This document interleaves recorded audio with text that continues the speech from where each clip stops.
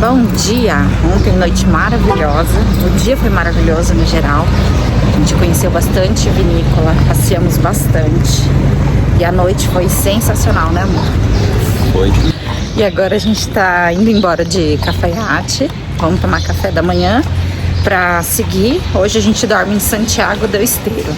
Então bora tomar um cafezinho bem reforçado e seguir viagem.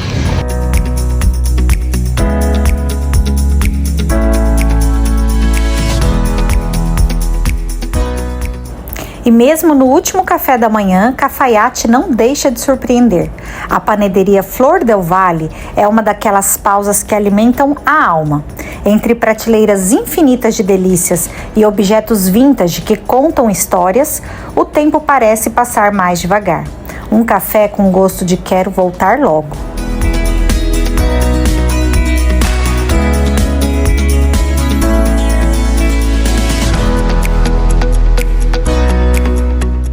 E depois desse café da manhã espetacular, partiu estrada. Hoje vamos percorrer quase 300 quilômetros até Santiago del Estero.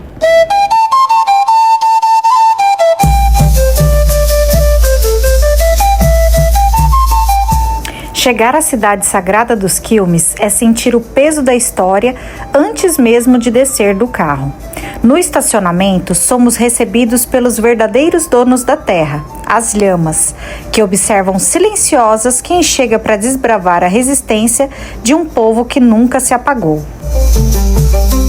Para os Quilmes, o céu é parte de tudo que existe. Eles concebem o universo dividido em duas polaridades fundamentais: o que está abaixo, a terra, e o que está no alto, o céu.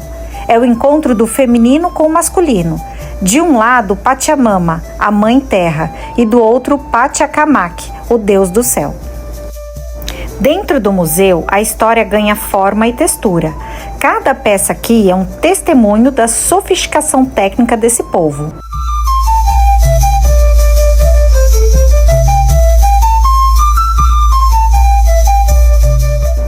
Observamos os jarros de barro cozido, com grafismos que comunicavam sua visão do mundo. A sobrevivência e a defesa eram forjadas em pedra e madeira. Vejam a precisão das pontas de flechas e a força dos machados de combate.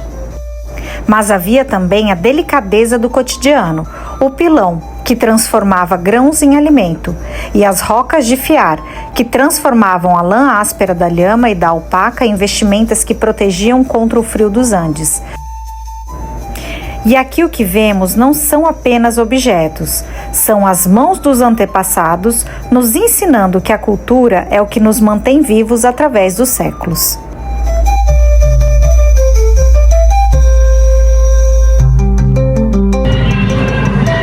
Como todos os santos, a Pachamama retribuirá em alimentos, fecundidade, sabor, abrigo e energia tantas referências.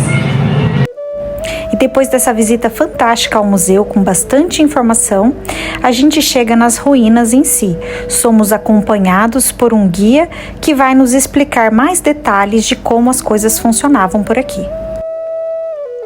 Bueno, menciona, ¿no?, la gente local, ¿no?, como comunidad, ¿no? De hecho hay un estatuto indígena, decía yo, ¿no?, que se considera así como tierras comunitarias, ¿no? Que es quien la comparte es el animal más bien, ¿no?, en tiempo de la roba, chañar, pastura, ¿no?, los animalitos de los pueblos, ¿no? Así que la costumbre se arrastra mucho, ¿no?, por ejemplo la ofrenda a la Pachamama, el cantar de coplas, tonadas, ¿no? Y después gente sí decía en el cerro, ¿no?, que ellos son quienes se acercan a la forma de vivir a aquellos tiempos todavía. De muy temprana edad, usando luyuta, un calzado de aquellos tiempos, se acostumbra tanto que es un medio de seguridad y firmeza en caminar a la montaña. Para abrigarse, los fríos de montaña no se van a comparar jamás con un valle, son fríos fuertes, ¿no? Entonces esquilar la oveja, esquilar la llama, le permite producir sus propias prendas, ¿no? Gente que bajando con la carne y no te lleva la plata, más bien te lleva los bienes, ¿no?, ese intercambio, el trueque, ¿no?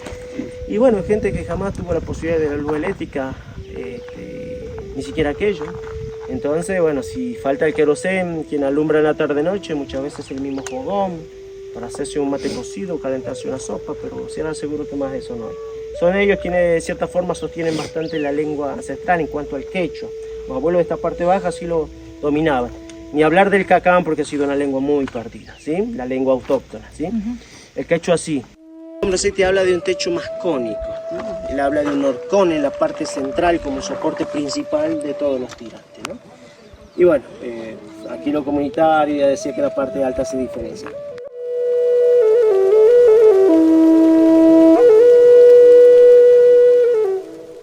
¿No? Decía de Juan Bautista Ambrosetti, que llegó en el año 1897 y que a diferencia del resto, él se instaló para allá adentro. Él trabajó una de estas viviendas, de acuerdo a la técnica de estudio comprobó de que esto iba hacia abajo, de que había un techo parcial tipo la galería. Él habla de la construcción, maderas de algarrobo como horcón, como columnas, silorazo de cardón, hablamos de esta madera. Aqui, cada pedra guarda o eco de uma resistência que durou séculos. Caminhar pelas ruínas de Quilmes é sentir o pulso de uma civilização que transformou a montanha em lar e fortaleza. Não eram apenas paredes, eram espaços de convivência, silos de abundância e templos de observação. Mas para entender os Quilmes, é preciso olhar de cima. Veja como a cidade se molda à terra, desafiando a gravidade e o tempo. Em seu auge, milhares de almas viveram nesta encosta, criando um sistema de irrigação e defesa que frustrou conquistadores por mais de 130 anos. É a geometria da sobrevivência desenhada na rocha. A vastidão que hoje vemos em silêncio já foi o rugido de um povo que preferiu o exílio à rendição total. Quilmes não é um cemitério de pedras, é um monumento vivo à resiliência humana, gritando contra o esquecimento sob o sol eterno do norte argentino. Saindo das ruínas, a gente encontra um centro comunitário que tem artesanatos locais e, na sequência, vamos conhecer o Museu Pachamama, que também é outro marco da região. O museu é um tributo vivo à Mãe Terra. Lá dentro você encontra a geologia da região e salas repletas de arte têxtil e cerâmicas ancestrais. Mas o destaque são as esculturas monumentais das divindades. O sol, a lua e a própria Pachamama. Seus pátios são imensos tapetes de pedra, onde mosaicos coloridos narram a criação do mundo sob a ótica dos povos cauchaquis. O que impressiona é que não há pintura. Todas as cores que você vê são as cores naturais das pedras da região, encaixadas minuciosamente para formar os desenhos. E pegamos a estrada novamente rumo a Tafí del Valle.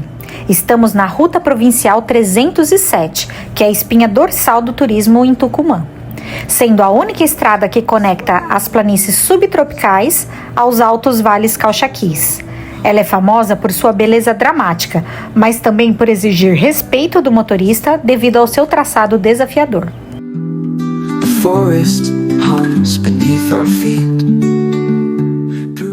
À medida que descemos em direção a Tafí del Valle, o cenário torna-se bucólico, com prados verdes e as famosas florzinhas amarelas e alfazemas que margeiam a estrada. Uma região conhecida por aqui como a Suíça dos Andes, e foi bem fácil de a gente entender o porquê. In the forest we'll find our way, dancing where the shadows play, with every step. E confesso que chegar aqui me fez sentir um pouco em casa. Tafí del Valle se parece muito com Campos do Jordão. Casas de veraneio muito bonitas, uma cidade muito bem estruturada e restaurantes maravilhosos. Esse ar europeu traz ainda mais essa semelhança, mas eu acho que assim como Campos do Jordão está para os paulistas, Tafí del Valle está para o povo que mora em Tucumã. E situada a mais de 2.000 metros de altitude, a represa La Angostura é muito mais que uma obra de engenharia para controle de irrigação. É o coração azul que pulsa no centro do vale, unindo as vilas de El Molar e Tafí del Valle. É impossível passar por ela sem sentir que a paisagem atingiu seu ponto máximo de equilíbrio. E saímos do frescor alpino para mergulhar na selva de Yungas. Estamos na Reserva Natural Los Sosa. Aqui, a ruta provincial se torna uma serpente de asfalto. E a parada obrigatória é o Monumento El Índio. Essa escultura imponente, com 6 metros de altura, marca o portal entre a montanha e a selva. Localizada a cerca de 1.100 metros de altitude, ela parece vigiar as curvas perigosas. E depois de um dia cheio, finalmente chegamos ao nosso hotel em Santiago del Estero. Uma paradinha bem rápida para descer as bagagens e tomar um banho. E vamos partir porque hoje o jantar é no famoso Parrilla 1900, um clássico da região.